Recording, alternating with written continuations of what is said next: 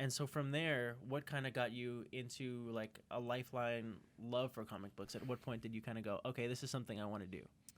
That didn't come till much later because I think I collected comics when I was a kid and in my teens. And then I think when I hit my 20s, I kind of had a little more interest in girls and motorcycles and stopped reading and collecting comics altogether. Mm-hmm. I mean, people talk about their fondness for the 90s. I wasn't even around a comic shop in the 90s. I didn't read anything. I kind of just glossed over that whole period.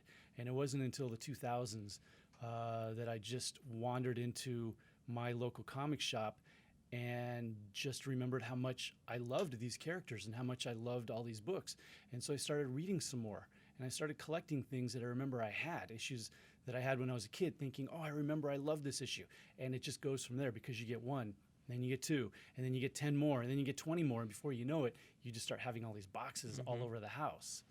So I started with that, and then at the time I was working as a graphic designer and web designer, and I approached the owner of my local comic shop, Jeffrey Patterson, who is now my partner owning Heidi Ho Comics, and said, hey, your website sucks. I'll redesign it, and I'll do it free of charge. All I want is store credit. And it went from there to managing his eBay store to me